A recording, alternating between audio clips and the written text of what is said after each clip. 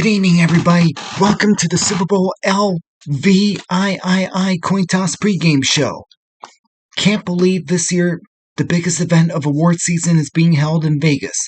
The last time a major award season event took place in Vegas, John Baptiste swept the Grammys. He vowed to return, but not for a 3-hour tour. He and Stephen Colbert are taping a week's worth of The Late Show in Vegas. The Chiefs, whose starting defense will be introduced to the tune of Yeah! Yeah! by Usher, are the defending champs.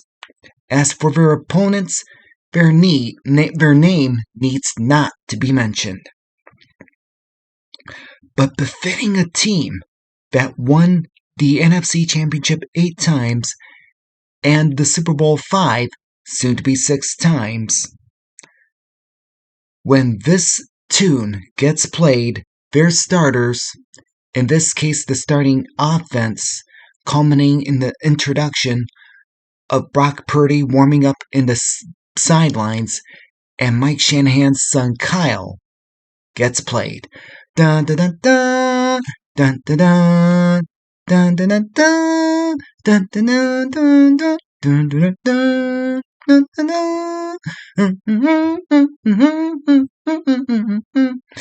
The Raiders of the Lost Stark theme gets played when the 49ers, who survived a 17-point deficit to make it, helped also by the Tower Power horns, are about to be introduced. Someday they'll erect a statue of Emilio Castillo and Doc Kupka outside Levi Stadium. You know, the Super Bowl has stolen new traditions from the Army-Navy game, including the pre-anthem military prisoner exchange involving armed forces personnel on loan from one branch of the military to another. We could see in the near future the first Super Bowl with an invocation. Should this happen this year, Archbishop Thomas, Las Vegas' first archbishop, could do by honors. Nellis Air Force Base's contributions to the player intro ceremonies are twofold. They are presenting the American flag, and as soon as Reba finishes our national anthem, they'll be doing the traditional missing man formation. And by the way, the fallen NAS, Wendover Army Depot, and the Paiute VFW Color Guards will present the colors. Cliff Branch, the only Raider to win all 3 of their world championships, died in nearby Bullhead City, so it seems only fitting that the coin toss be done in his memory with his relatives participating in the coin toss. Now, this is George Washington's head, that's heads, and that's Anime Wong as tails. That's the coin we're going to use this year, so let's go to the coin toss. Kansas City, you're the visiting team. Dustin, please call the toss. Heads. All right, Mrs. Anderson, please flip the coin. It is heads. Will you receive or defer? Will receive. San Francisco, you're kicking off. I hope you enjoyed the coin toss.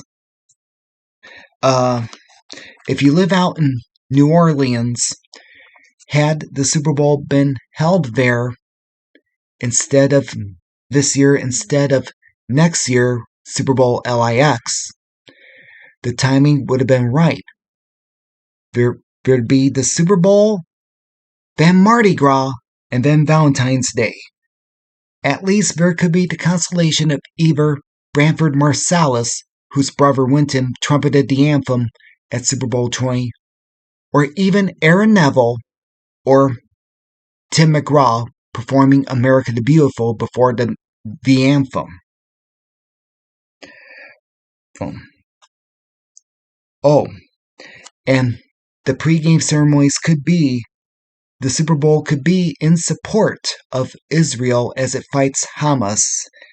Don't be surprised if Hatikva gets played at the pregame ceremonies as well. Oh, and there's a new rotation for the big game this year. CBS, NBC, ABC, and Fox in the order in the years in which they are broadcasting.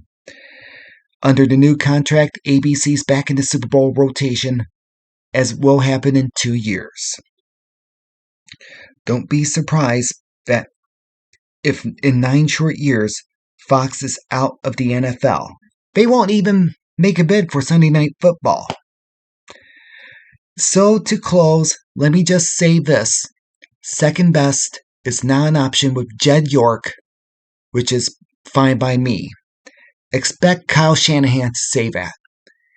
Good night, and see you next year for the Super Bowl LVIII Coin Toss pregame show. Peace, man.